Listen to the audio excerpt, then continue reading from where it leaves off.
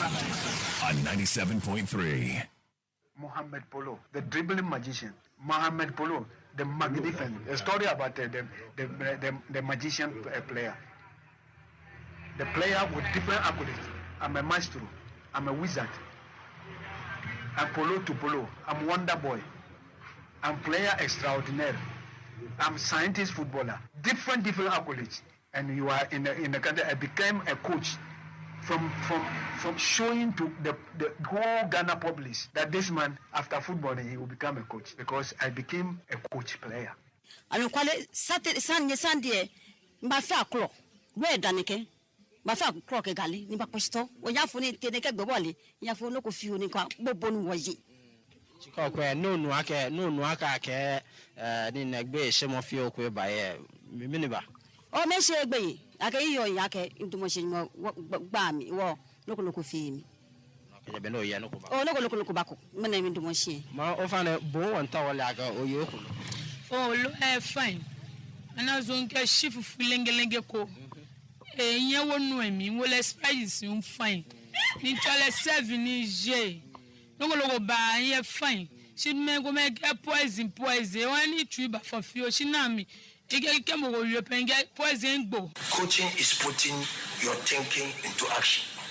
That is what coaching is about. Now, I studied them, I saw them, I revisited the match they played against us. Then I saw that we gave them enough space to operate because they are full of techniques. The boys, the 14, 20, 10, 8, 12. Very with the ball when you give them space. So we try something called tracking and getting free. Track them, get free and play. So we deny them the space for them to maneuver. In terms of power play, it's zilch. If you watch our game against Mali, the young man was running away from taking the ball. He didn't want it. Give me away. He was practically running away. He was running away when we were being marooned and we were under attack from the Malians, and he had the opportunity of staking a claim in the team. Anytime an attempt was made to him with the ball, with the pass, he's running away. He's running away, leaving the ball, hiding behind opponent. This whole Telemundo, it's something that sometimes for the uninitiated, Telemundo is a channel that shows telenovelas. Yes.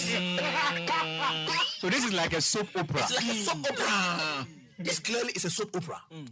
It's winding down. So let's call Extremadura man from Extremadura man. Bola. When the ball is coming to the player, he's running away. You know what's the game? And shockingly, there's a certain miraculous acrobatism. Number said, Master San players are cooked about Mamma Tim Massa. Players a banner, Master San. Timuna shit. Tip would have been pressed the mammy. Sakim Siege. Where? Sakim Siege. Aha. Timo Verna. What's it I? Timo Verna. Aha. Caves. Why? Caves. Caves me, I saw. Is a sister seculator, woman of more. Sister seculator, only more. A year, I must say a Brazil anyway. That's I know. That's anybody. Said Silver, so I Silver. Aha, Tiago Silver. Is it me the Felix you wanna get stand? My son be say, me Adam. I don't need my job. Go marry. No, you see, I don't need my job. Go marry. So you refuse to punish them. They're not the punishment. It serves you right. No, not the punishment. See. You choose love over job. That is exactly what you do. Because see what Richard Atta go do. Football no day. Richard Atta go marry. Yeah. So if the footballer, see, from August 2019 to December 29, we don't play football. No marry. We start league after we fall. He said they go marry. That be the time where money catch. No. So you choose love over career. And so if today you get your lover, the coach say they give you more time to go chop love. So it's not a big deal. Me, I get started. I thought this matter. Does Don Botte still want to play football? You are 36 years old. Forget about the age. We cannot forget about the age, Don. You are 36. Yeah, 36. You doubt 36. Inner me, forget about the age. What you want me to come and do for you? You still think you can perform at the highest level? Why? In Ghana? Yeah. Not in Ghana, sir. Anywhere? Yeah. You train? Serious. By yourself? Always. Why don't you want to join a club and train? You see, that's what I'm saying. Them themselves, they don't believe themselves. The coaches don't believe themselves. They are not real coaches. They don't. You have to believe yourself that no, this guy can do it for me. If you believe me, I can do it. But so far as you just relax yourself, no. If I come safe, I won't get that spirit because you don't believe me. So you think that if a Premier League team were to give you an opportunity to play, you would make an impact? Ghana, yeah. Yes. I can play past all the current players. The current players in Ghana Premier League.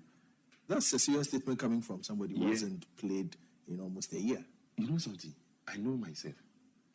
That's why I said, if you don't know me, you don't know me. You see, as for a game, like when you get a chance, every blessed player will decide to score, and then will decide to catch the ball. So when you both decide together, then you miss the chance. I decide differently, and he also decided differently, and our decision was together. That's why he was able to catch the ball. So I think next time I raise my head and watch the goal post and put the ball.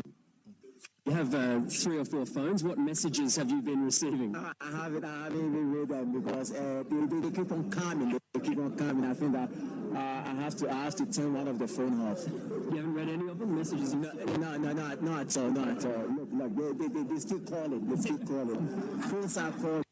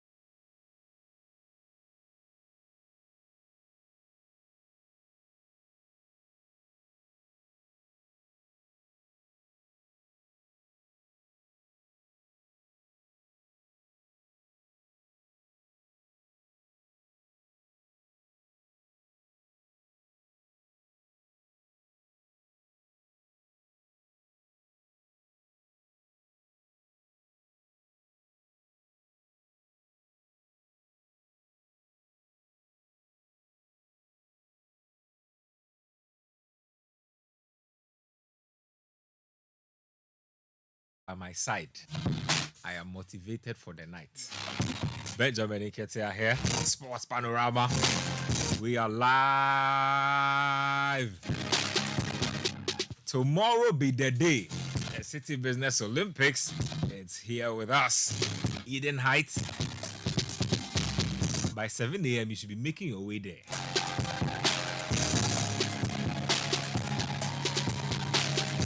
Sports Panorama proudly brought to us by Game Park Limited.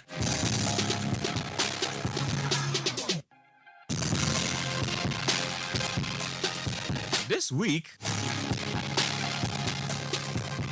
Dreams FC and Mediama Sporting Club are involved in CAF competitions.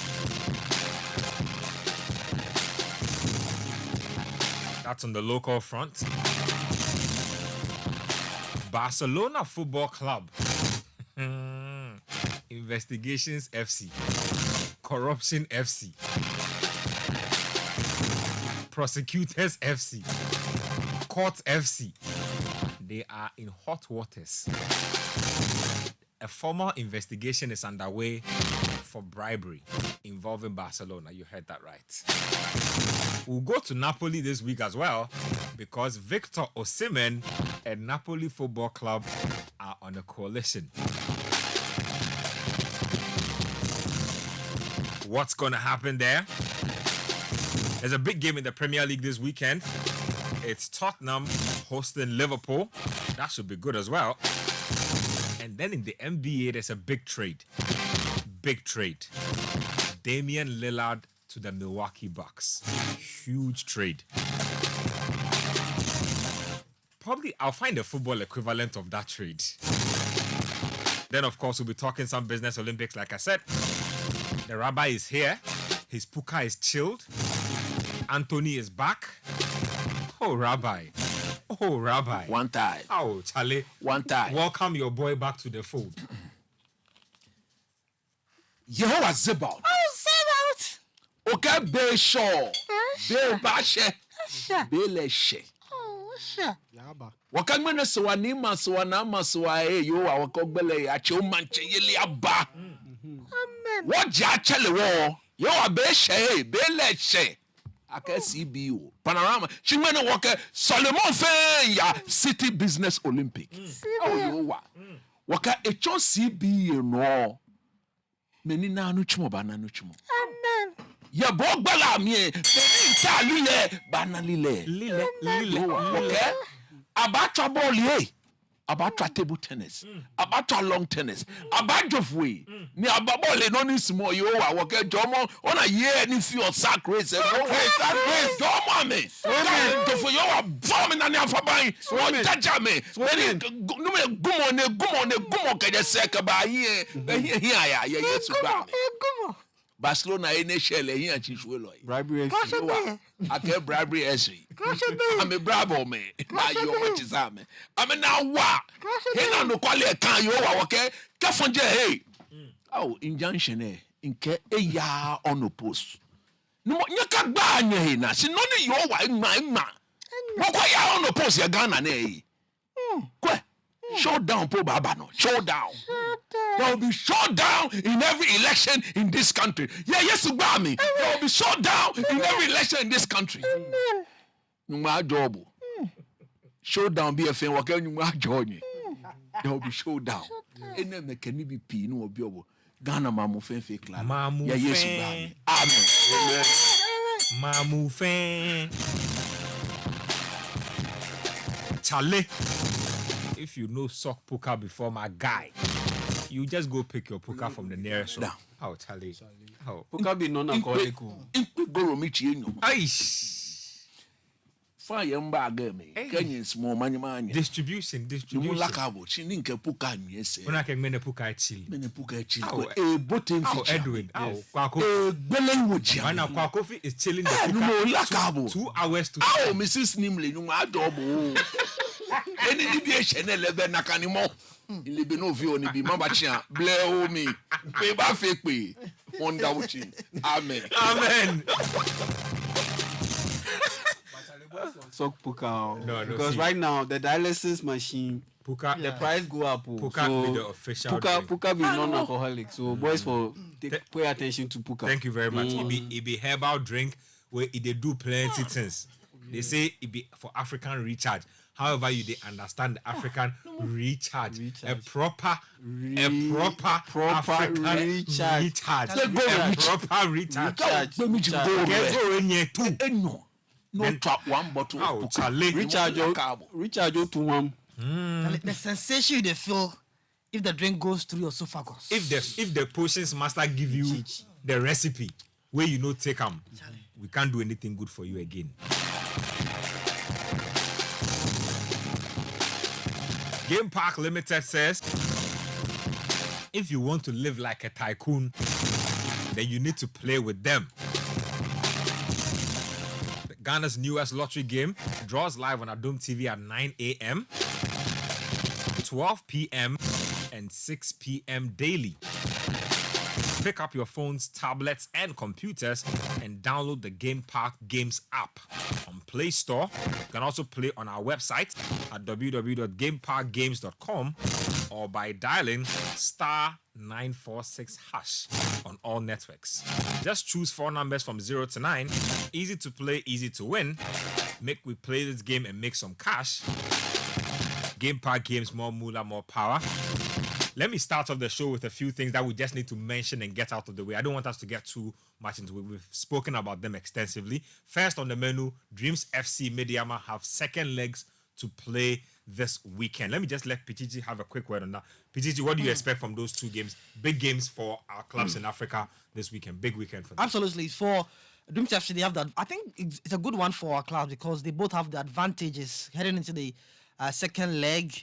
They've all had the chance to now play in the Ghana Premier League. So there's been some sort of competitive action for them as well. And for me, this is the moment for them. The motivation is there. I listened to coach for Mediama today, Evans Augustin Adote, speaking of the fact that, yes, his boys are ready for this task. Against Horoya, it's not easy. Horoya has a lot of experience recent times in Africa. They've been rubbing shoulders with the likes of Alalis and with that Casablanca and all that. So they know how to beat teams at home. And so I feel that Mediama should be able to be worried about the threat that the Guinean side pose. But I believe that this is the moment for them, a defining moment in their season. Yes, they haven't started the league very well. I think in their first league match, they drew against Accra Lions. They lost 2-0 to Rihanna Stars. And this is a huge worry because I felt they should have used their league games to get ready for this continental assignment. But who knows? Maybe they are just reserving their energy more for Africa than in the Ghana Premier League. So I believe they need to go into the game. Evans Adote knows what he has to do. He knows the advantage he has. And so I expect Mediama to progress. For Dreams FC, good news, they're not playing at the home grounds of the opponent, FC Kalon. It's away from home for them. The experience of Abdul Karim Zito should be one that Mediama should rely on. John Entry should lead the attack for them. And I think that for once in a long time, I'm expecting the 2 Ghanaian teams to be in the group stages of both the CAF Champions League and the CAF Confederations Cup. That would be huge if both of Dreams and also Mediama can actually make it to the next round of the competition. Let's get into that Kim Faisal injunction as well. PG, you've been following that case. Just quick thoughts. So it's been adjourned again, particularly Faisal's case. Yeah. George Free also has filed a case in court here in Ghana, and he's also filed his CAS case. Just quick updates on those before we move on. Man, it's now getting difficult for me to keep tracks of the court cases we have in Ghana against the GFA and all that. Monsoon. 1 week, 1 case. Monsoon. So what we know is that, yes, the parties went to court, speaking of Kim Faisal, and then the GFA, that's on Thursday, September 28th. And then once again, the case has been adjourned to October 12th. Now, what this means is this. The GFA originally was set to hold their elections on the 5th of October. And so with the case hearing now moved to the 12th of October, we're expecting a statement from the GFA regarding the new dates for the elections now, because they have to sort this issue out before they can decide what to do with the elections. Kim Faisal wants the election process to start from the lower level. So it's a simple matter for Kim Faisal. For them, let's start elections from the district level. That's it. Then we move to the regional football associations, ESCO, and then we wrap up with the presidential elections. The GFA says no, they want to start with the presidential elections first before they move to the lower levels. So that's why they are in court now to decide on the best approach for the upcoming elections. For the George Free issue as well, yes, there's a confirmation now officially from his lawyers that they filed a case in court against the GFA, and they're looking at what they are seeking. Let me quickly go through the reliefs that they are seeking. So it's 1, 2, 3, 4, 5, 6 reliefs. That's what George Free is seeking from the court.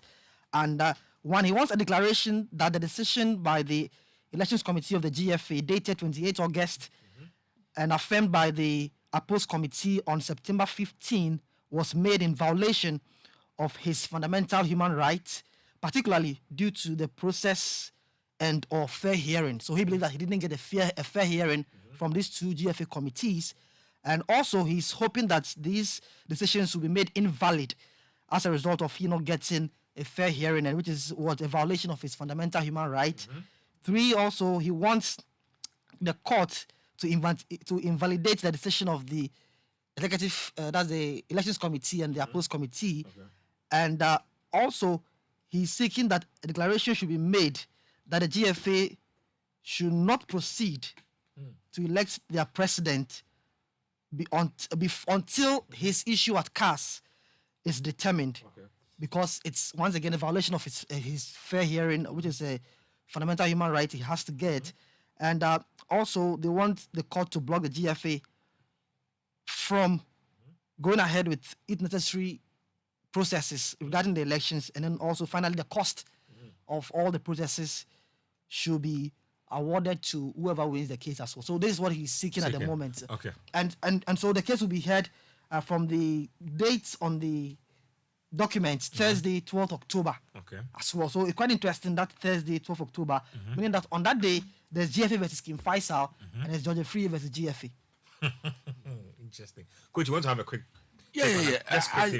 Just very quick. I just want the people at the FA to recognize the fact that there are laws in this country, and therefore, when such things are filed, you cannot go ahead and do anything because it is an injunction until the court makes a determination or gives a ruling. Every matter on elections should be put on hold. Nobody should attempt anything that will bring about contempt. When you did it some time ago, we saw those who went into the Sankpolo Emi.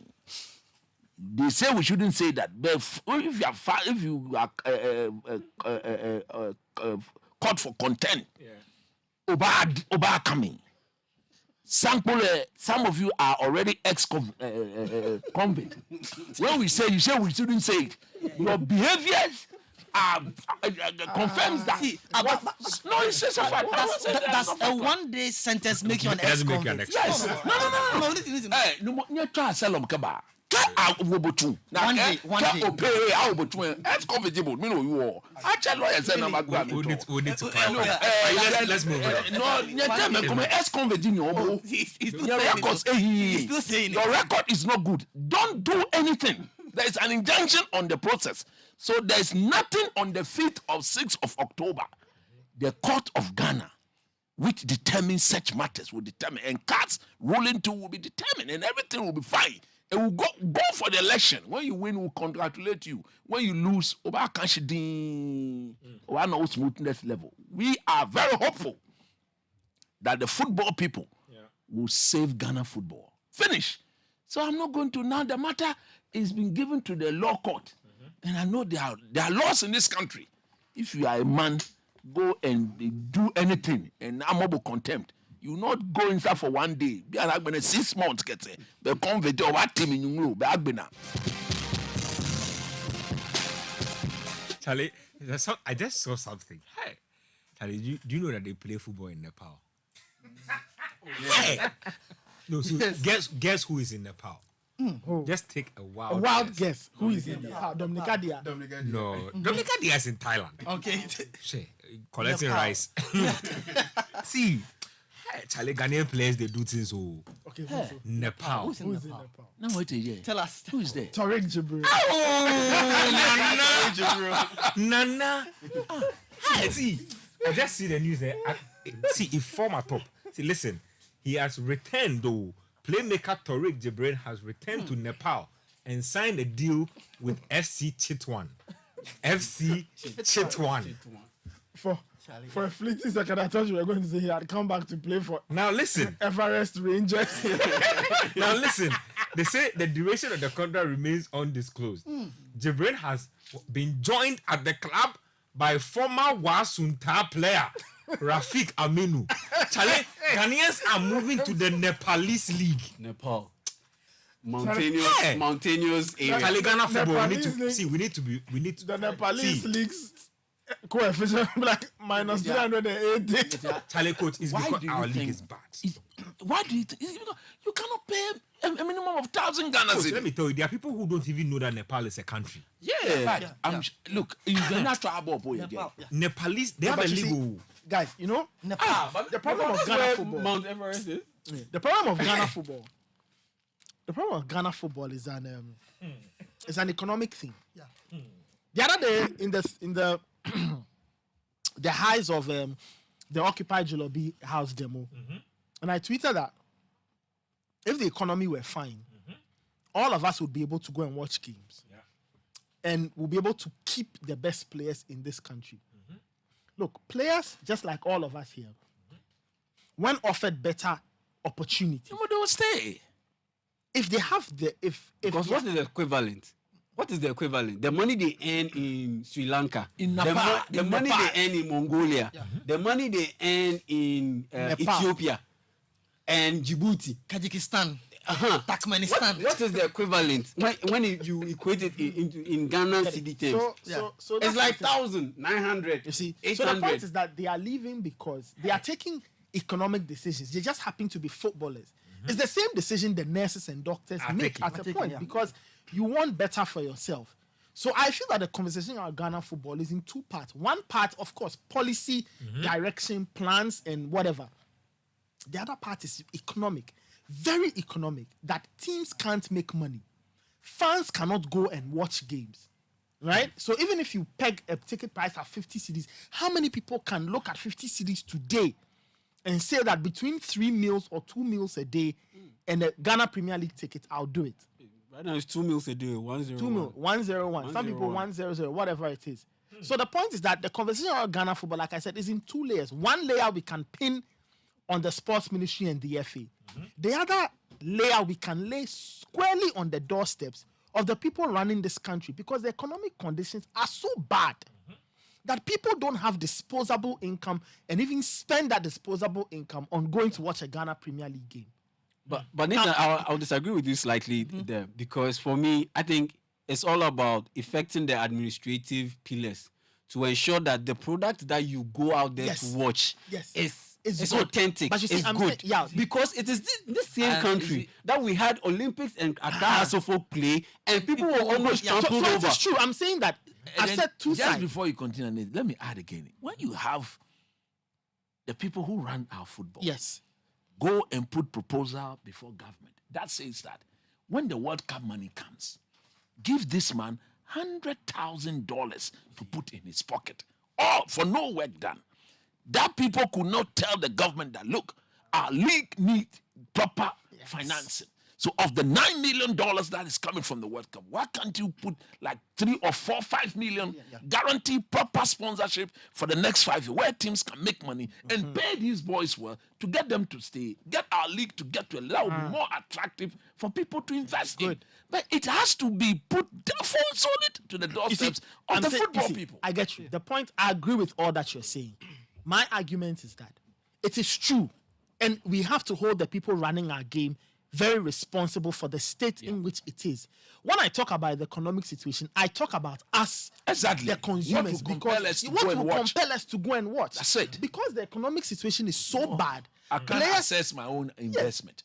Players, they have access to daily cash. I've been saying this thing. I'll continue to say it. So my money is locked up. Your money is locked up. If you want to do something, your project you want to do because of the haircut, you can't progress. Do anything. So the people running our game, let me finish quickly. So the people running our game need to do, and I completely agree with Chris on the point that when there's a lot of money coming in, we need to sit and plan with it and say, okay, what do we want to do with the football? Because guys, whether we like it or not, football will not progress in this country without the involvement of the government. You can't do it. So if you don't make an argument to the government and force the government to put money in your game, the government will do its own thing and look at you and say, you say you are okay, let's do something else. I feel that the people who run this game need to hold government and say, we need money. Government has always been the biggest spenders in all places. So if the government has the money, tell the government, this is what we want. Give them a proper plan. We want a stadium here. We want here. Go to look at the state of a Sipon. But the stakeholders have been doing this over the years. They've been doing it. They've been asking for money. They've been asking for money, and government has been providing them the money. But the point is, what do they do with the money? Money for what? That's the thing. You see, Have they ever gone to tell gone to government that we need money? government Go to to give them Morocco. money. Give them money for what? Yes, give them money. The Moroccan FA, they That's went what to I'm see saying. their king. That's why I have cited the example that they say give us Listen. money for our pocket. For instance, $100,000.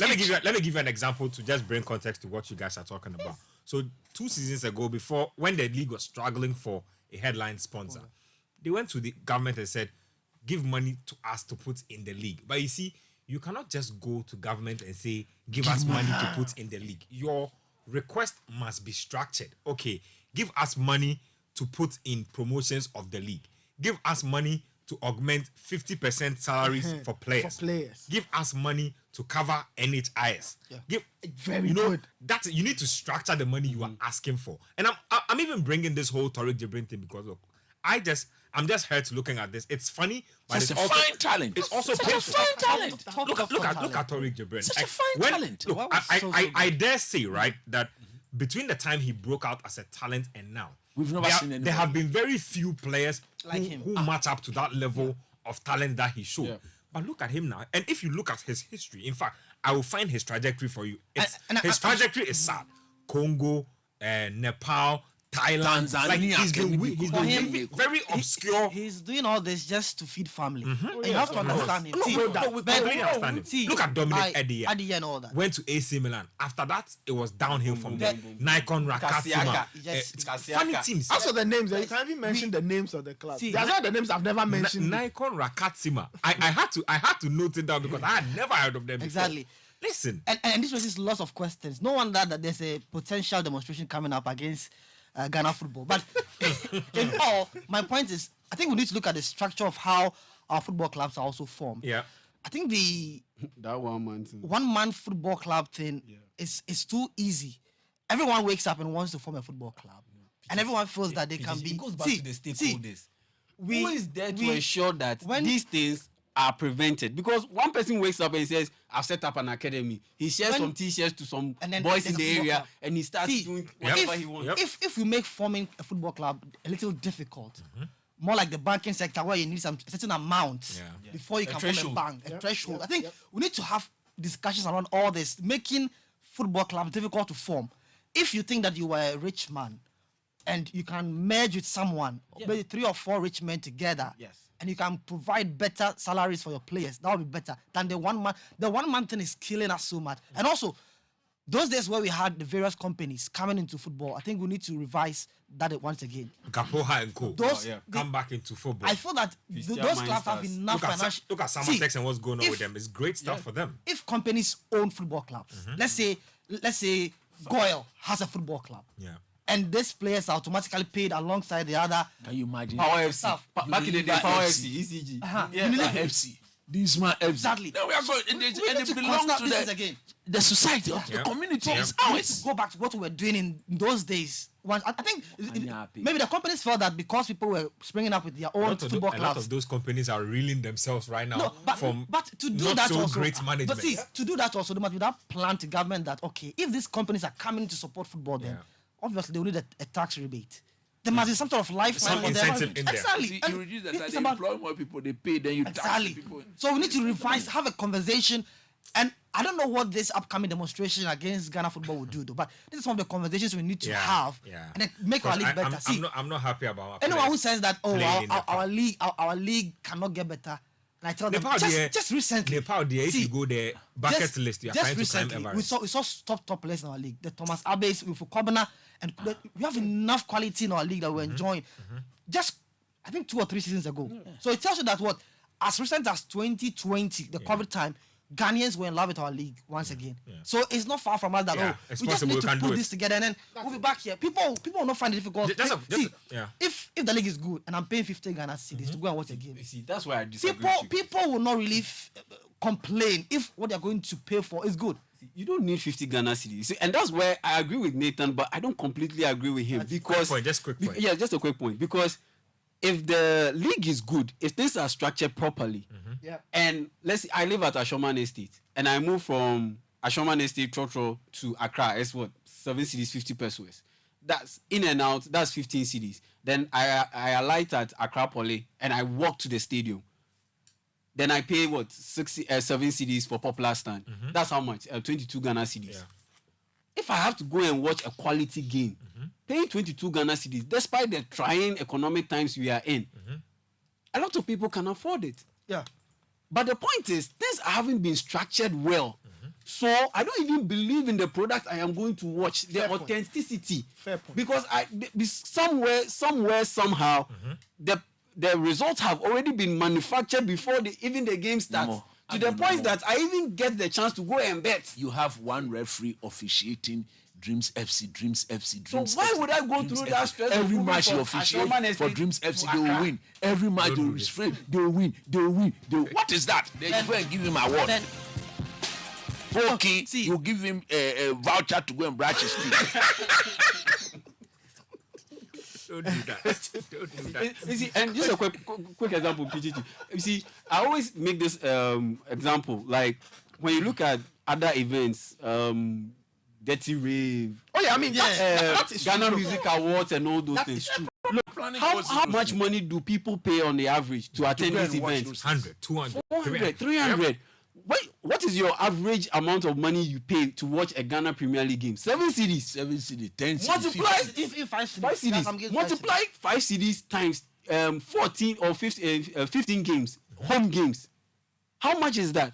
It's not even up to 200 CDs. But people still won't go, but they will go and watch and go and attend. Dirty Rave.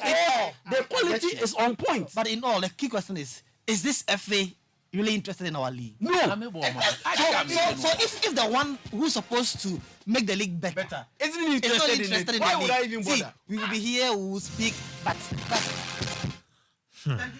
Charlie, how do you take a flight to Nepal? A flight to Nepal. We'll go to India. We'll go to India. Then India is there straight flight. You take How much? It's okay, it's fine.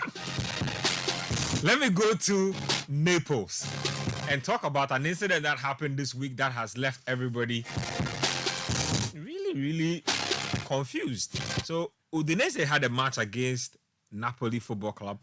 Napoli were awarded a penalty. Victor Osimhen stepped out to take the penalty and missed the penalty. Now, in the hours that followed, something really weird happened.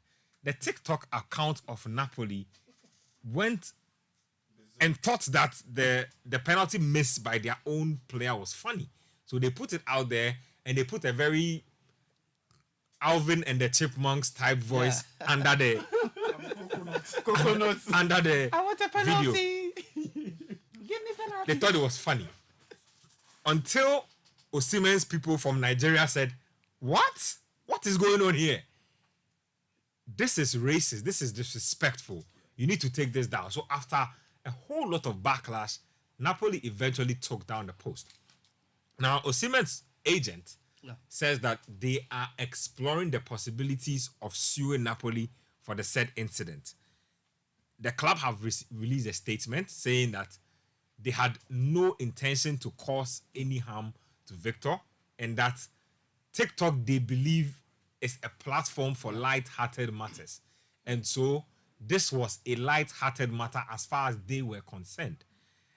Some jokes are expensive. I'm bringing this in studio. Coach, let me start with you on this one. First of all, do you think that this was a racist incident or this is a racially motivated incident? Two, is it enough grounds for Osimhen to want to leave Napoli? Because videos have been shown where he was coming into training. He walked in. Yeah. He saw some of his teammates. Zelinski and ignored them. He just shook hands with his team manager and then he walked in. Very, very interesting. Look, truth be told, he didn't celebrate too after scoring in midweek. Yeah. Truth be told, that was not necessary from Napoli. They shouldn't have done that. As to whether you can equate that to racism. Look, I've thought about it. I've gone back and forth on the matter. I say, wow, why would they? Remember, the controversy started between he and Kvaratskhelia on who was the best player when the league ended. Exactly. And they even crowned the other player over him. And that was shocking to all of us. Very, very shocking. So I've been struggling to accept it as a racist thing. But look, I asked myself, would they have done it to to If you were white. If he was like he was a white If man, it was Quara, who would had they have done that? I was talking to somebody, and somebody said it's something they've been doing. I said, I'm not sure. They should give us one evidence. As in Napoli or as in Napoli. And I told the person that then the best way to have argued them for themselves was to bring all the others as this is something we normally do. Then that puts the matter to bed. So the players must be made aware that this is what we do. This is what we do. And I told them I'm not sure. Because in their defense, they never made it very clear that it's something that they normally do. So look, and this is by far their most precious commodity in terms of revenue, in terms of if they were to put Osimhen on the market right now, he gives them the most money as compared to any player they have in the team. So I ask myself, but why would they do that and get him to force a move where they may not even get the amount of money? Because everybody knows your player is unhappy and wants to leave. Exactly.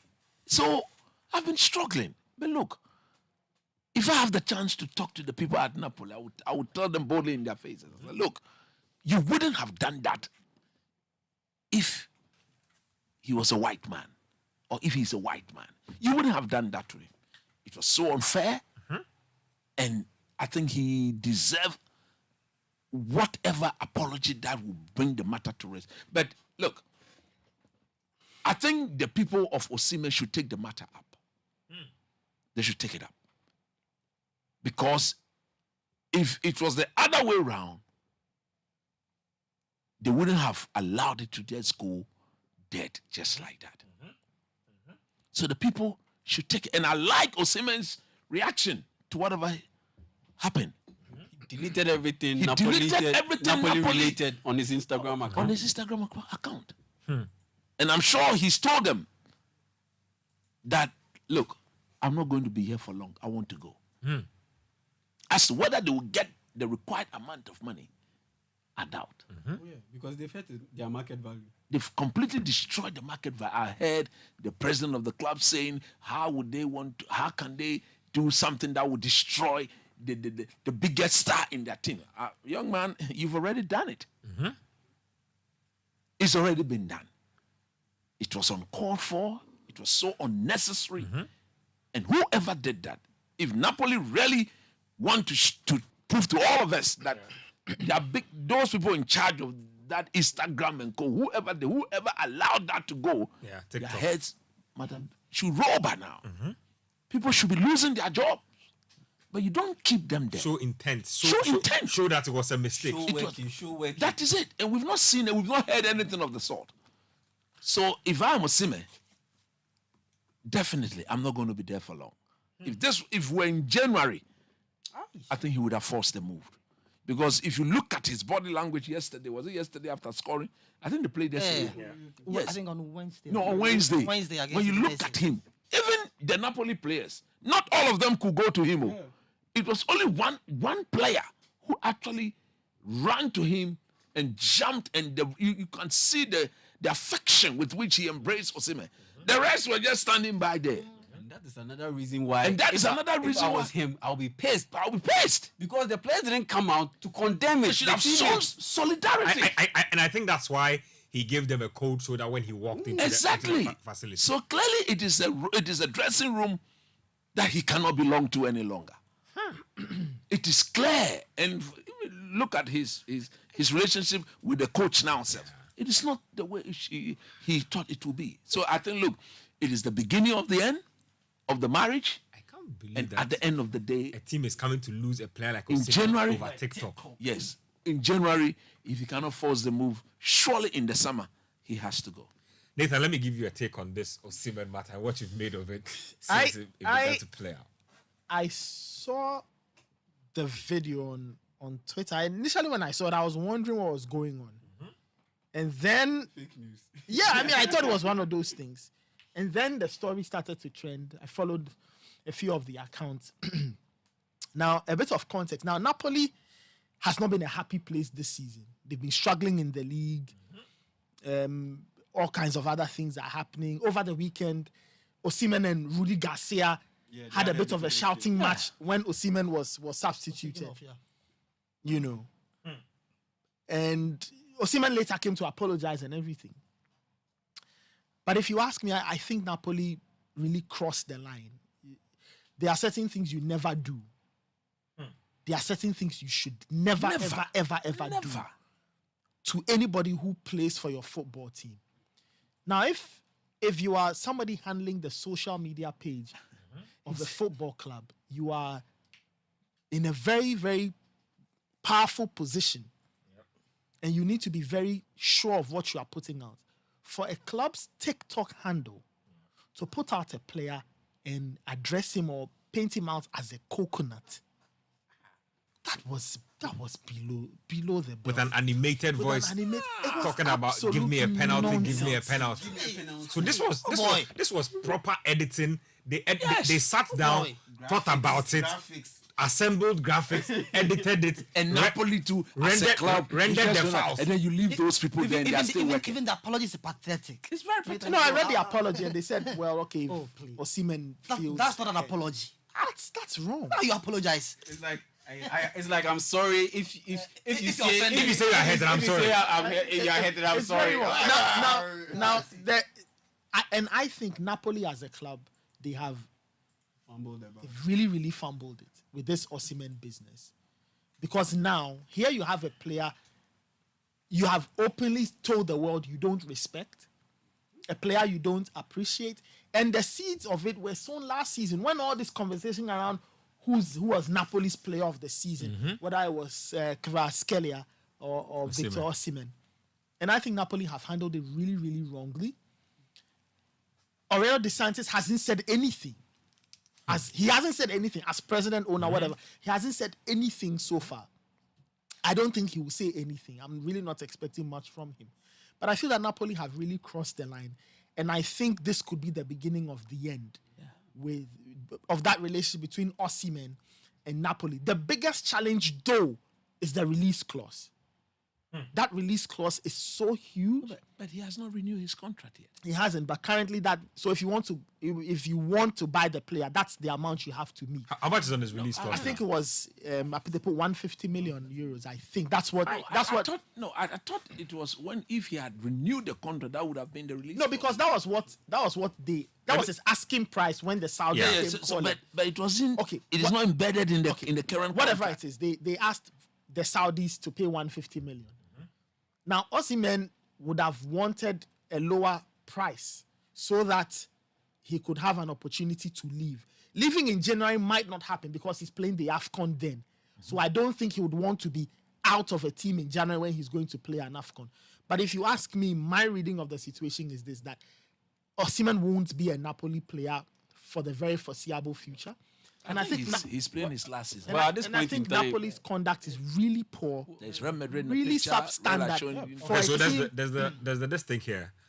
He actually does have a release clause. Yeah, so Napoli have put a 129.4 million pounds. So that's 150 million euros. Yes, that's a 150 million in his new contract. Yeah. Now the clause will kick in from July 2024 for non-Italian clubs and 2025 for Italian clubs. So which means he hasn't signed that. He hasn't signed it. And so his contract when he signs that is when that thing is not. But his current contract has not got anything like that. And his current contract ends in June 2025. So after this season, he has just one more season left on his contract to play. So Napoli have really shot themselves.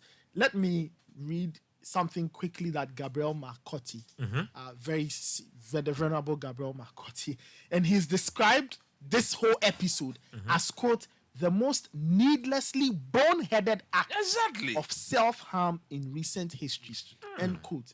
If you want the biggest example of a team that looked a star player in the eye and threw him out of the window because of their own foolishness, it is Napoli doing this over the weekend. I don't know what possessed them to attempt this, but I think their reputation as a club has been dented, it's been hurt, and it wasn't caused by anybody. They have brought this onto themselves. And the people are still at post. See, those who did those things, they are still at post. TikToker. See, Ben, for me, I think coach may not want to say, but Napoli is a racist club. Let's say it as it is. They are a racist club. See, okay. This is it. I think when they have history, when the issue about who is their best player last season popped up, I look at how everything went down. There was this picture where the crown was given to Kvaratskhelia over Osimhen, and clearly people were not happy. You look at who is the bigger fish in your team. It's obviously Osimhen. And I know as a football club that what you do on social media is to make sure that you hype your best.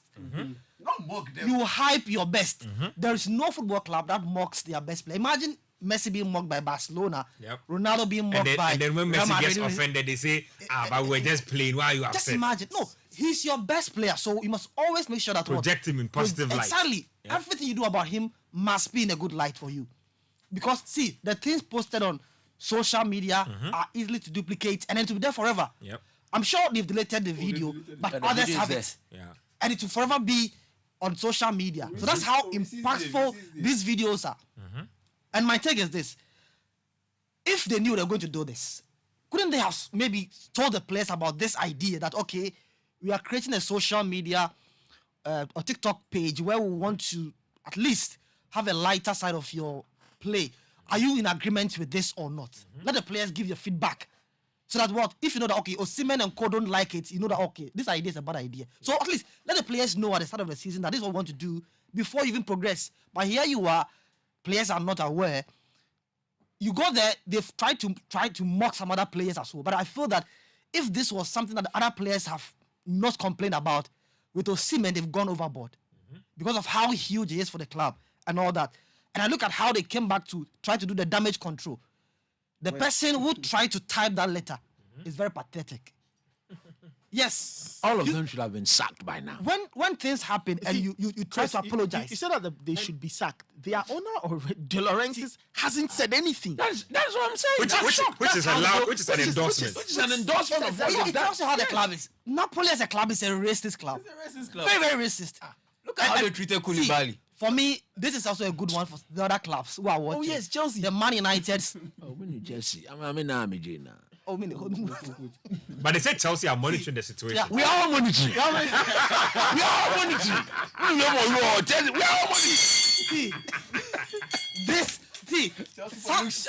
Some way, somehow, this is good for the other clubs. And it tells them that this is a lifeline. For me, I'm happy this has happened. Because I know how difficult it is to prize a player away from Napoli, especially their owner. Very difficult. So with this happening, hallelujah for some of these clubs. They can now try to get a player. I would even go as far as saying Napoli are racist or whatnot. Look, I'll just say this. If you know what the map of Italy looks like, right? It looks like a shoe. Look at where Naples is as a province. And look at all the states and the provinces around Naples. Just go and do a little reading around it. That's all I have to say. Let's move on to Barcelona. Guys, Barcelona fans, what's going on with your club? Every single week, guys, see, Sevilla have just released a statement too. A very, very telling statement. Now, I'll get the statement for you in a bit, but let me just bring you up to speed on everything that's been happening. So, in March this year, prosecutors from Barcelona opened a case. Basically, that started with referees vice chairman, yes, Negreira, Enrique Negreira. That's his name. He's a vice president of the Spanish Referees Technical Committee. That's the position he used to occupy. Now, the investigation started because Negreira owns a company called Dasnil 95. That apparently is a consultancy firm. Now, they found out basically that there were certain amounts of money that had been paid to him that did not receive any taxes, or he didn't pay taxes on certain monies that had been paid to him. So there was a tax probe on him. Now, the tax probe doubled around and later connected the dots to Barcelona and saw that the monies that had been paid to the man were coming from Barcelona Football Club, totaling an amount of 7 million pounds or 7 million euros. Now, following that particular investigation, he has stepped aside, or he finished his role actually in 2018. That's when he exited the vice president's role. A lot of things have happened in between that time.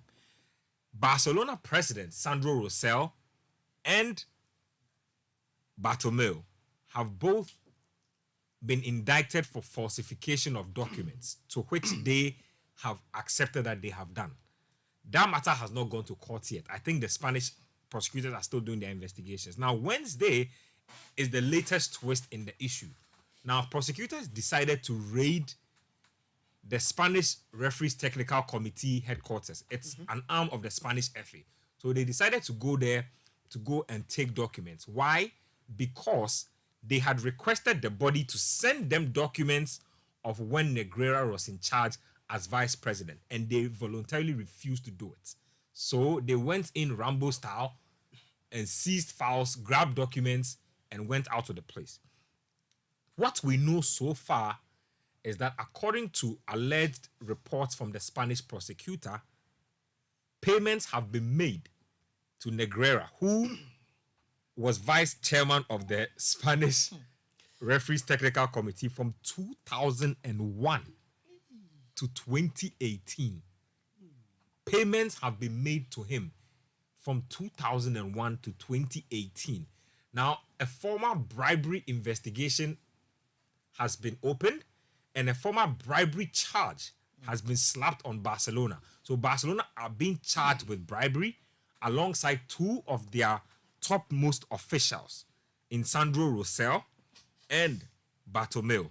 This is where the case is as things stand. Now, what we also know is that if the case does make it to court, it will be sat on by a jury.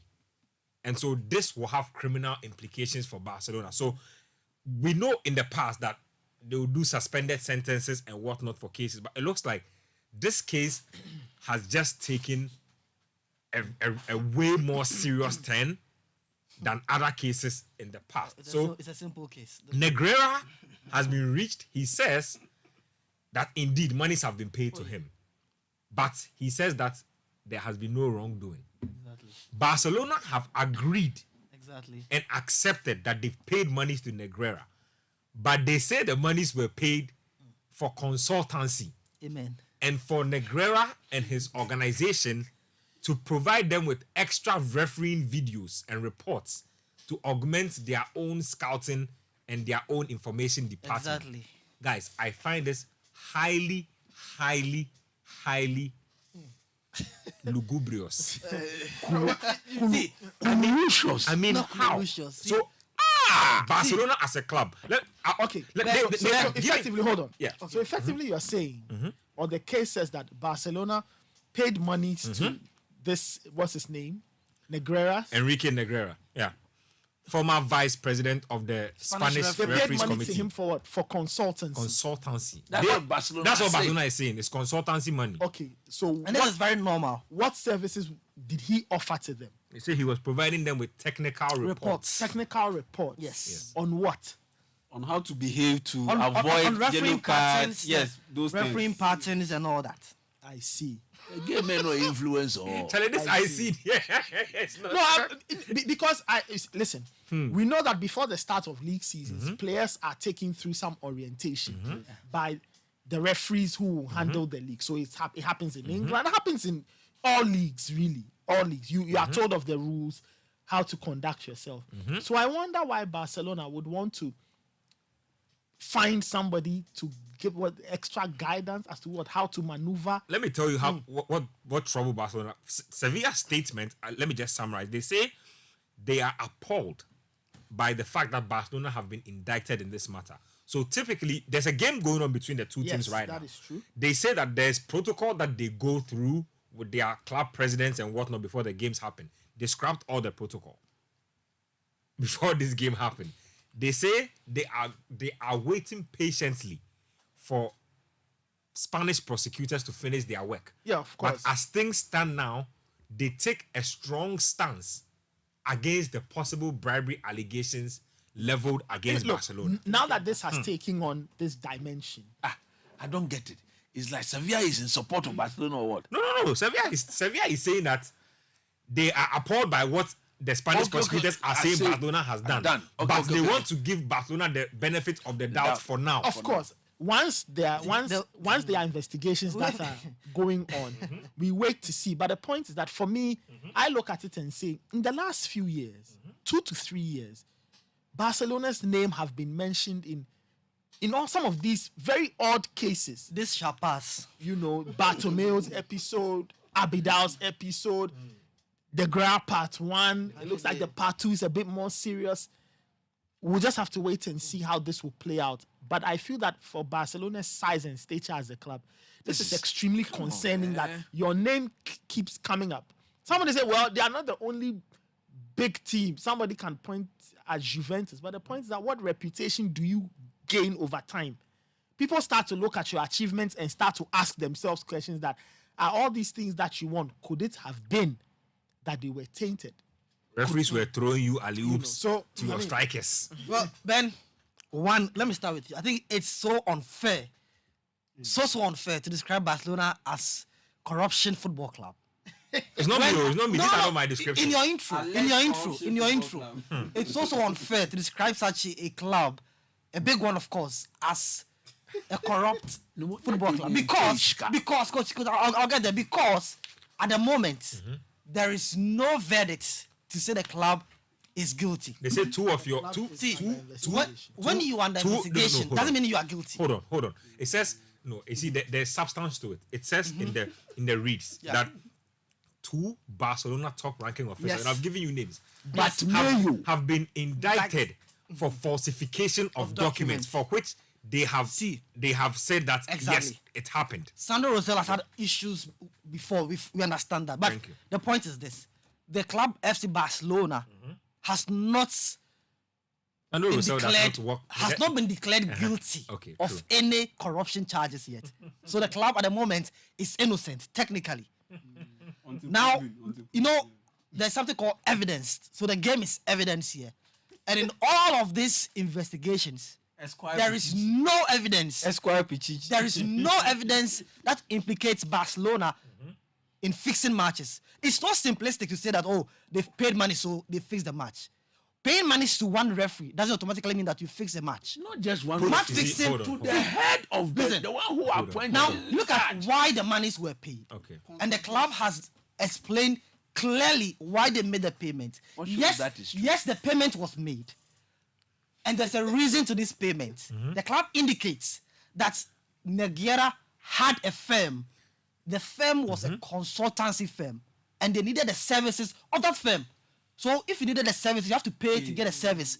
What they were looking for is reports on refereeing patterns, behaviors, and reports for the coaches and the players, so that they'll get to know, okay, this referee is like this. So when you are playing a game where he's the referee, you should know how you play. This referee likes to flash more yellow cards, so be careful when you play against him. This referee is quite lenient. So they were just seeking for reports on referee behavior patterns. Let me give you a quick update on something that happened before you go on. Go. So it says Barcelona has revealed that it has severed all relations with Sevilla after the Andalusian club announced its executives would not sit in the director's box at Barcelona's Louis Company Olympic Stadium for Friday's La Liga game. Now, hold on. Sevilla announced its break from the matchday protocol after Barca were charged with suspected bribery on Thursday. Now, the charges relate, I've gone through that. Former Barca presidents Jose Maria Bartomeu and Sandro Rosell also stand accused of the same charges, as do Negreira and his son Javier Enriquez Romero. Okay. Good. So, yes, payments. So the clubs are in their own coalition as of now. Oh, I mean, they are football clubs. Obviously, they will not want these issues to go in the favor of the opponent. Their opponent, so they need to do that. I understand where Sevilla is coming from, but the point is this. At the moment, even despite the raid in Madrid, when it comes to the headquarters of the refereeing committee, no evidence has been found. That's the key point here. That no evidence has been found. No one has been arrested. Hold on. You are getting ahead of yourself. Hold on. Yeah, the raid was conducted on Wednesday. Good. If you know how forensic investigators work, they're obviously going through the files. You are not going to find out 2 days, 48 hours after the raid was conducted. Then the club has agreed that they made the payment. You need to understand this. Yes. And has given reasons why they made the payment. But I think it's been too easy to say that because payments have been made, Barca have been fixing their matches from 2001 to 2018. Nobody has said that. People think that it's match fixing. People say that this is so easy. You are the legal man here. Speak legal language. There's alleged suspicion of wrongdoing. Alleged suspicion of wrongdoing. For me, are working. So for me, one CSI La Liga. This is CSI La Liga. For me, I'm glad investigations are ongoing. Tell but the Sevilla statement is down in power. Let me read quotes for you. He says, hold on. He says, Coach, he says, we express our complete outrage and condemnation of the actions carried out by former officials of Barcelona who are indicted in the Negreira case, actions that are allegedly considered criminal by a court, as stated in the court order disseminated in the media. Okay. We reject the behavior of Barcelona during the periods in which these alleged crimes took place.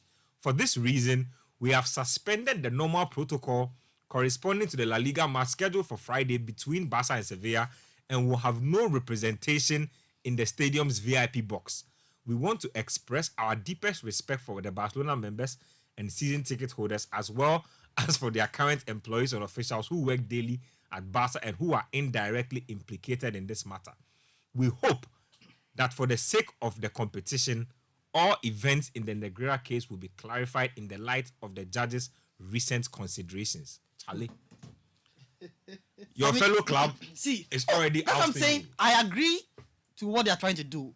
If the clubs who support Barcelona, they have every right not to do that. But the point here is this: Barcelona at the moment is innocent, and I think that it's too easy to say because they've made this payment, all their games in that 17-year span, all the trophies, they're hard-earned trophies. Some magical moments created by Lionel Messi. At this point, it's hard to tell what is hard end. See, you look at Barca during that period. Look at the managers we had. Yeah. I think in that period we had the Pep era. No one can tell me. Oh no, we had more managers than that. Yes, but also during that period there was the Pep era. No one can tell me that the magical moments that Pep Guardiola created with his boys for 4 years, from 2008 to 12, you and I don't know were influenced by the referees. You and I don't know. You and I watched Barcelona games. We don't know this. And there were games where even Barcelona were affected by poor refereeing during that era. No, but yes. See, there is absolutely no way that you can pin Barca. And there was the Rijkaard era, a marketing club just because it made the payment. And there was the Rijkaard era that had Ronaldinho in his prime. Top talent. So yes,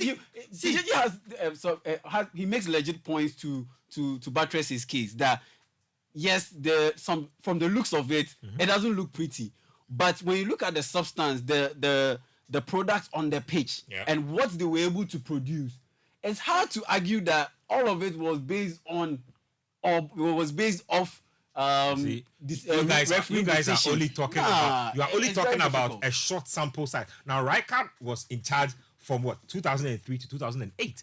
The implications started, the payment started in 2001. So it started from it started from 2001 will be Carlos Rexach.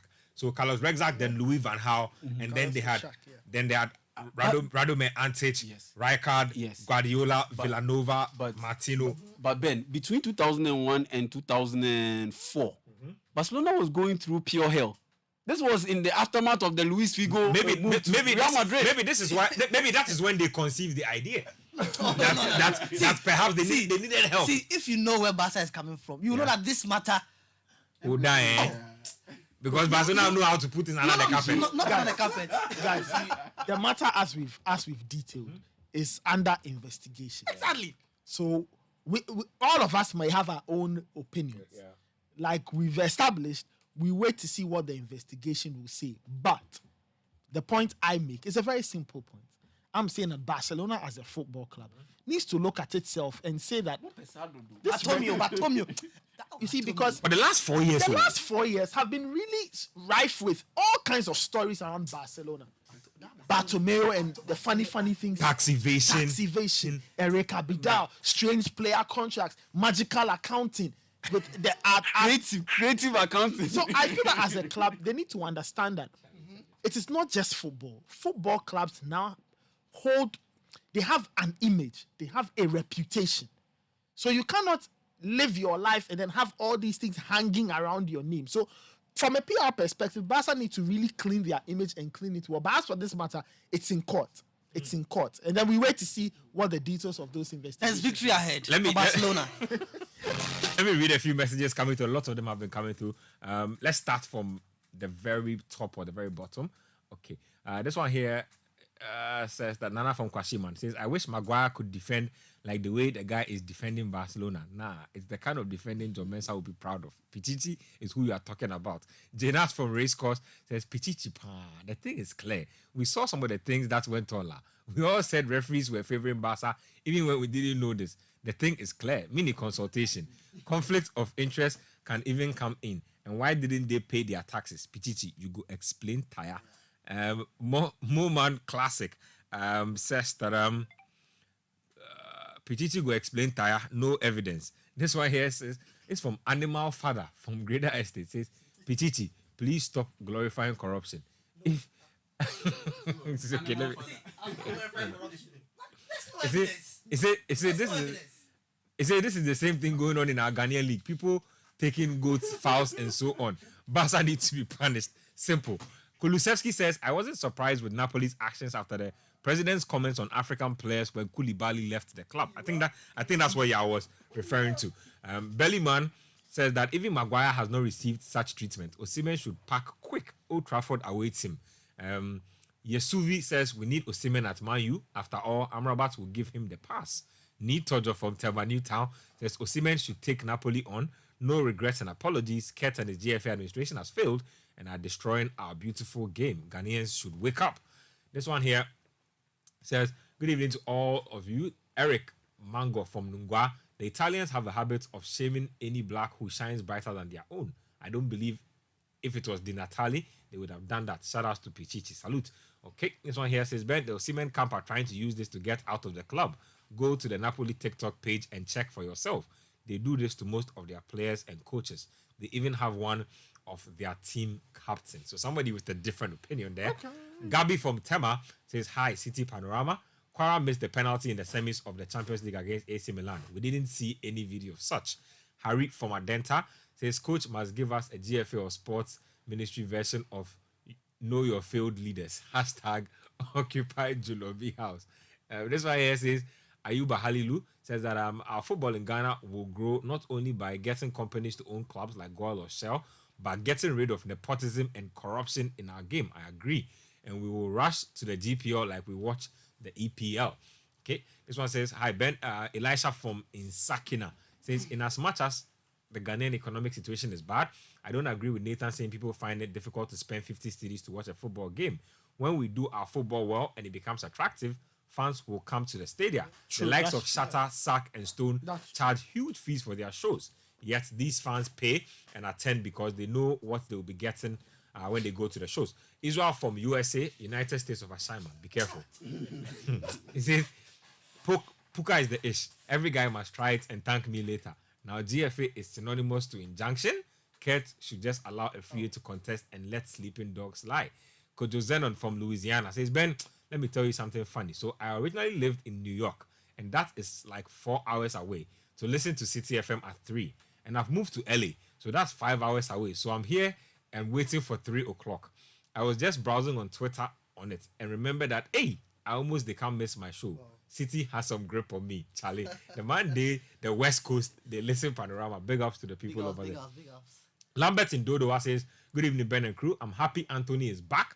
Going forward, they should be selective with people they associate with. Kind regards to Jonathan Latte, an ardent listener and a Man United fan.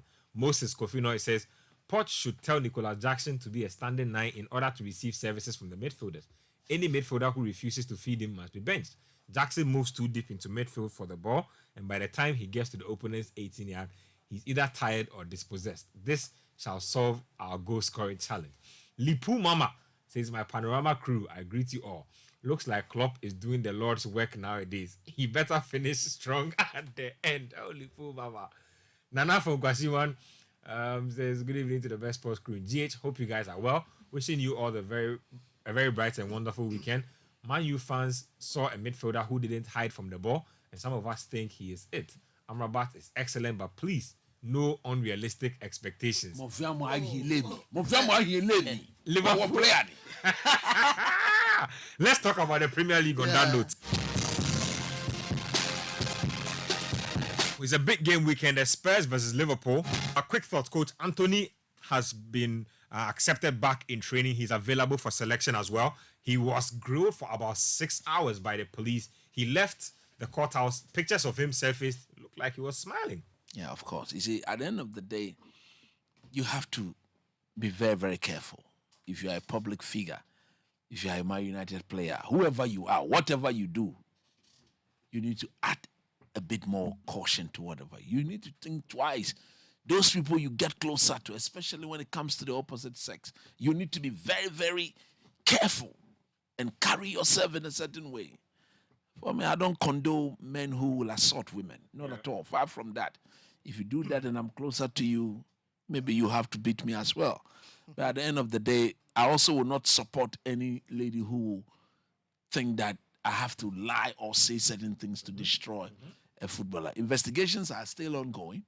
But of course, as a Man United fan, I really want him to come and play his football, because that is what he's supposed to be doing to N11.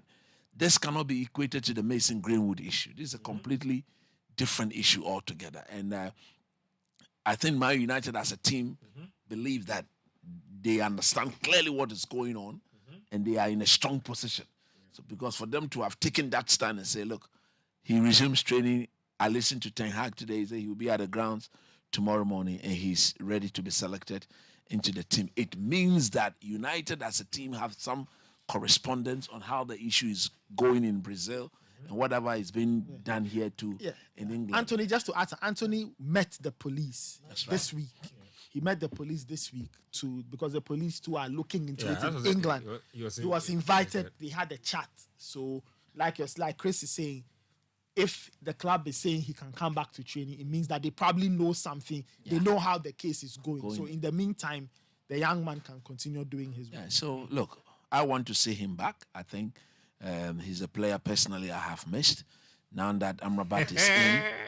Why are you laughing? Now that me team in the mood, me team can missing player. What do you mean about it? I've missed everything about it. Is it the step over? Is it the take on? Is it the Kelly shot? The Kelly, the goals, everything. Now that I want to see how he's going to be supplying the passes to Rashmore Hogland to be now that Amrabat has come. Solid midfield combo with Casemiro. You're right. But he's better than Mudryk. Manchester United don't have left backs. Everybody's out injured. Don't worry. Let's talk about the big game for the weekend. It's Spurs taking on Liverpool. Big game. Big game. Spurs are flying. They're flying this season. Have they lost a game this season? No. Not yet. They've not lost a game. They've drawn twice. They've forgotten how to lose. Yeah. Liverpool also unbeaten this season. The game is at the Tottenham Stadium. Let me start with you, Nathan. Just quick thoughts. So, Postecoglou got a draw against Arsenal. He'll be looking to get a win against Liverpool. Both teams are not very stable defensively. How do their strengths and weaknesses cancel out? Well, for Spurs, the history doesn't favor them. They haven't beaten Liverpool, I think, in their last, 12 attempts? I'm not too sure. I have a lot of stats on this game. But the history doesn't favor them at all. And Liverpool, in the last few years, have had a good run in this game, especially away from home. The challenge, though, is that both teams can't keep clean sheets. There will be goals in this. Liverpool cannot stop teams from scoring. So now it's a matter of I score, you score, I just score more than you. And I look at Liverpool and the firepower they have and what they can do, especially on the break. And I think that Spurs will really, really have to be very smart on how they handle Liverpool's test. We've seen Spurs showing some great powers of recovery against Arsenal, they did against Sheffield. But Liverpool is a different type of animal. Liverpool this season, they don't get a lot of plaudits, but they are playing some very, very good football. They seem to have done a good rebuild, even though I think the rebuild is not fully there. They seem to have revived the team all of a sudden. They are playing at the high tempo we know them to play. But it will be a fun game. It will be quite interesting. Ange Postecoglou has to decide, do I go at Liverpool or back off and then try and hit them on the break? Because I feel that what Spurs have done this season is to stay in games long enough for it to develop into a bit of a chaotic situation and take advantage. Case in point, when they played Man United, when the game started to swing a little, Spurs took advantage and scored. Against Arsenal, they showed strength. As soon as they went down, they managed to fight back. So that's in there.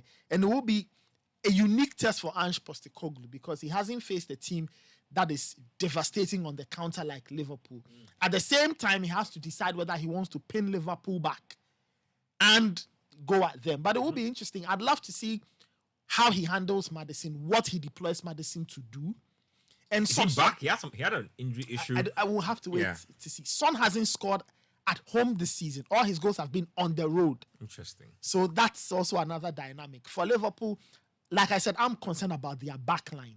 That backline, I don't know what is going on with that backline. They can't stop teams. Virgil van Dijk is looking shaky. The entire backline is not looking stable, meaning that Spurs will have their moments. It's an issue of how many times they can breach that Liverpool defense and how many goals they can outscore Liverpool by, because Liverpool will definitely get goals to score in that game. Yeah, I think it will come down to who Jurgen Klopp wants to play in midfield. For Spurs, it is very clear that it's going to be Bissouma and Sarr. And I think you take those two guys out of their tactical shape, they'll be in big trouble. So I think Liverpool will have to match, because of how porous they are defensively. They have to match Spurs for that sort of hard-working DM players who will stay in shape and protect the back four. So I don't know whether he's going to go with Endo, the boy from Japan, or he's going to go with Gravenberg.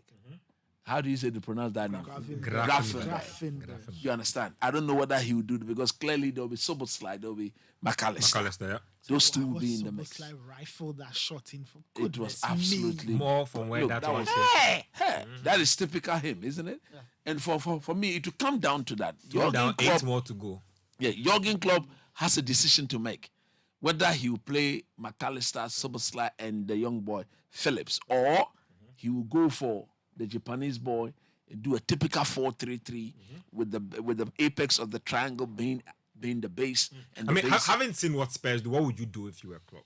Yeah, I think I would start with the Japanese boy. Okay. Because defensively, Liverpool, natural DM needs somebody who will see the danger before it gets to Van Dijk and co, who are very, very uncertain with their defending nowadays. So I will start with him, and then rely on the workaholic instinct of Soboslai and McAllister to bring proper balance. And of course, the 3 men up front. I want to see Darwin Núñez, Mohamed Salah, and of course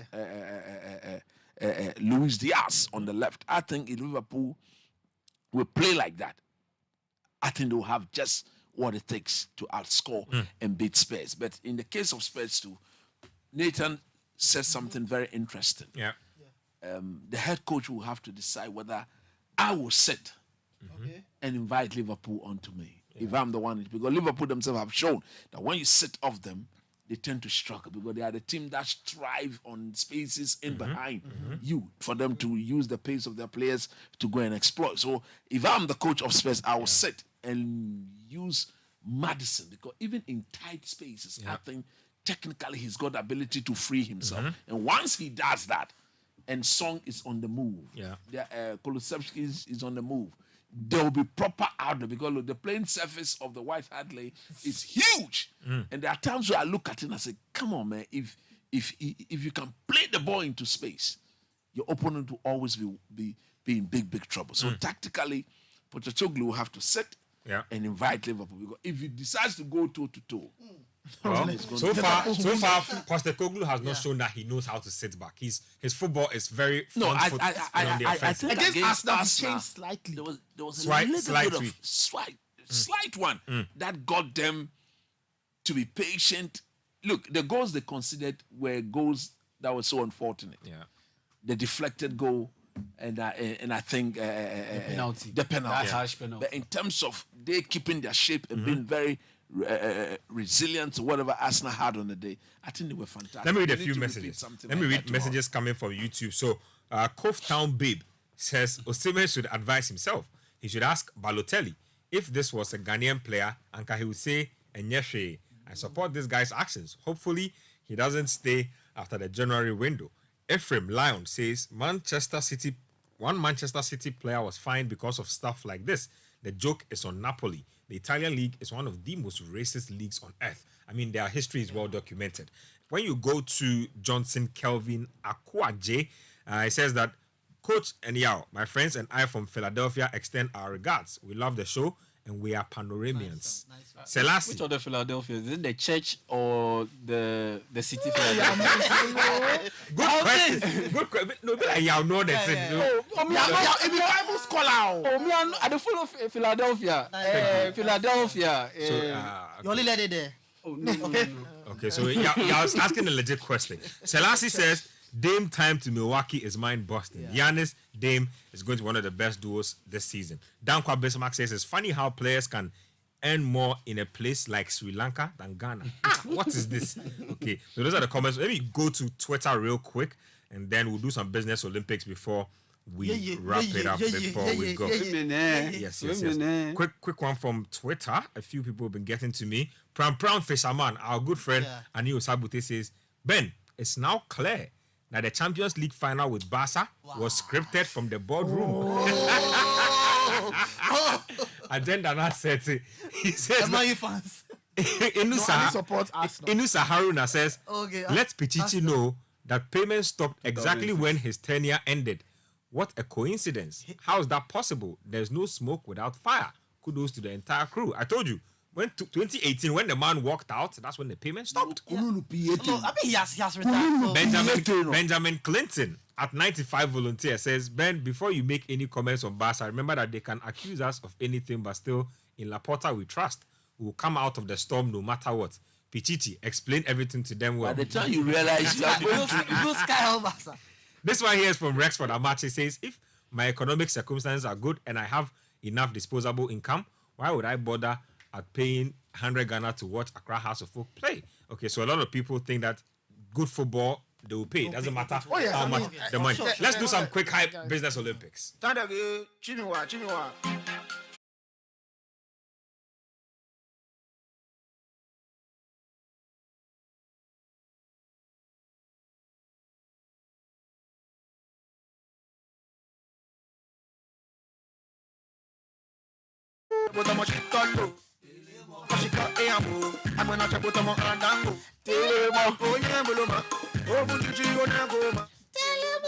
Charlie.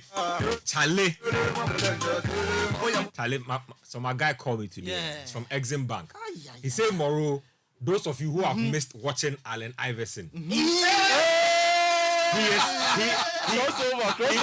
is coming to revive the place. Nice one. If the passing of Kobe Bryant meant that you forgot about how Kobe Bryant played, tomorrow come to Eden Heights.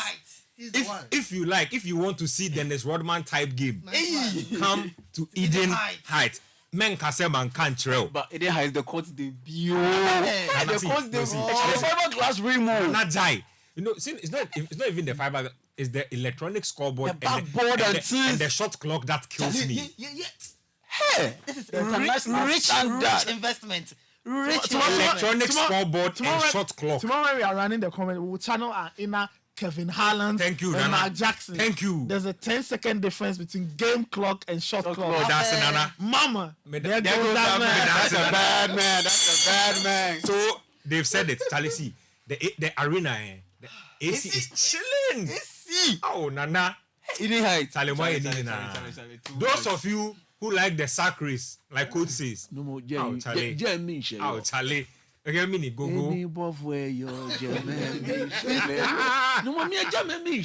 Thank you, my brother. Ona was I'm coming and it was sack me. Now pre on the mat get said. Ka went for ye. Ne ame gumo yese na me gumo. Mr. But no gumo be me she awo ya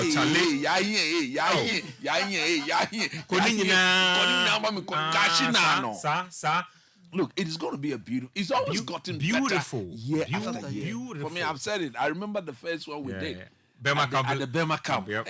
Every other year it's gotten better. It's gotten more competitive. I mean, like I said, a chunk CBO you wore contract with the play. Contract wuji. Achabo mo eh. Chibena achabo le ba kwejala. Akweni bi. All the CEOs, me no ban CEO ko be ni pole man north and trouble like a salt. Yeah. Here. Come there. You are chilling. You are enjoying. You are Lilas will be there. Exercising. Corporate lilas. But after business, Yeah. if you see somebody from the corner, oh yeah. Thank you. Come and network because network. meet other companies. And they are goodies. Form They are goodies. Let me tell you what's going on. Yango. No more. For those of you who want to go there, Yango. Now, let me tell you what Yango is doing for tomorrow. You get a 30% discount on the first 3 trips you sign up as a new user. So that's for new users. 30%. You get 20% on the first 2 trips if you sign up at the Yango stand as a new user. So this is for those of you who sign up at the Yango stand at Eden Heights. Nice one. Good. Yango, fala. It's not done yet. You get 30% discount if you download and pay with the Yango Pay app. Oh, wow. Hold on, that's not all. You get 50% discount on the first 3 trips if you download the app for the first time at the Yango stand. Last one. Hey, Yango. Another 50% discount if you refer a friend in app, and the friend you refer also gets 10% on their first trip. Look for the referral button within the app. See, Yango all your problems will be solved by downloading the Yango app. That's the first thing you need to do. Download the app now. If you like, tomorrow go to Eden Heights and find the Yango stand. Good things will happen for you. Listen, don't say I didn't do anything good for you. Before I go, today is the birthday of the Don, the couple. The rave master. Oh, Charlie, the rave master. Nana Tufo Boateng. Mr. Versatile. Oh, Charlie. But the only problem Nana Tufo is that he's a suffering Arsenal fan. These days, things are going well small, but that is the only thing about Nana Tufo. Nana Tufo join a different team. But the rave master, Charlie, But Nana Tufo, you the do big all. guy. No, he Nana Tufo, from the sports Panorama crew. Nana. Nana. Why are you Nana?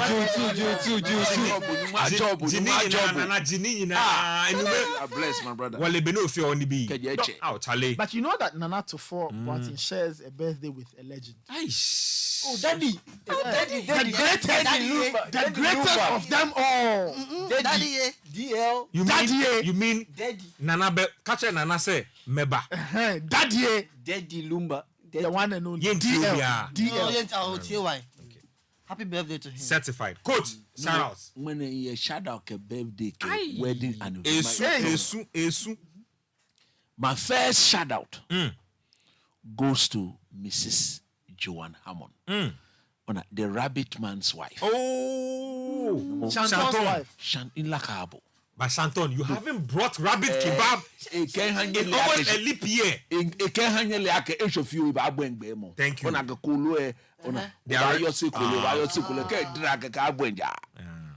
Mrs. Hammond, I gave you a job to do. The feedback I'm getting is that Mrs. Hammond, my job, Mrs. Hammond. Apale no two. Wow, Gashinano. 2 meeting goros, 1 puka. Gashinano, Mrs. Hammond.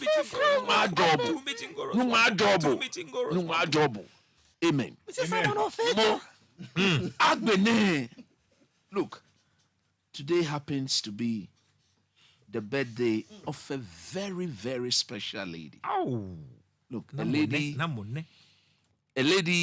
who is not only my colleague, but she's the wife of a true gentleman.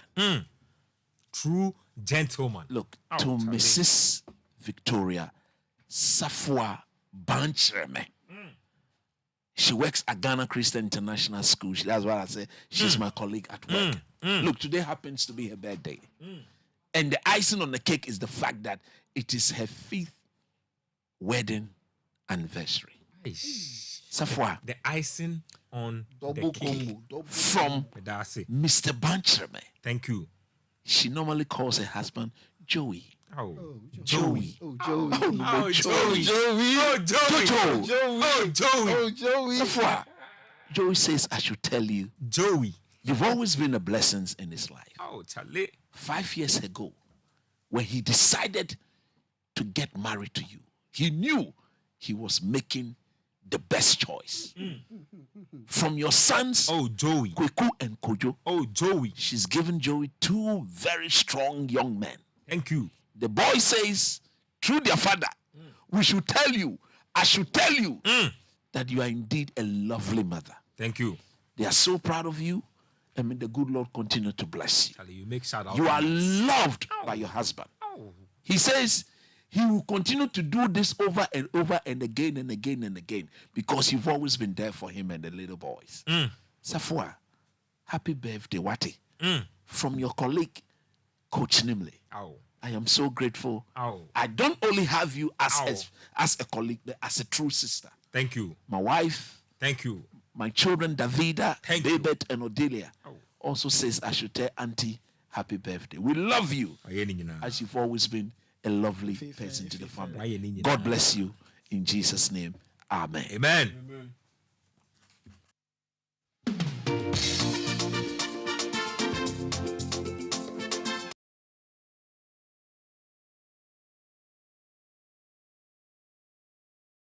Quick one. Big shouts to Gideon Ampofo and his wife Jocelyn Ampofo inside Dome, and a big shouts to the GSP Basketball League folks inside Sunyani Technical University. Move over to the Sunyani Technical University basketball courts this Saturday and enjoy the GSP Basketball League inside Sunyani. Big shouts to you guys. Big stuff. Nathan? Okay, Yenti Obi Adadi Lumba is what we'll leave you with. My name is Benjamin Iketi. I head Coach Christopher Nimley, Yahweh Jaminta Evans, Ufochumanso, and Nathan Kwao. The Premier League preview show will come up right after we are done here. Until then, Yenti Obi.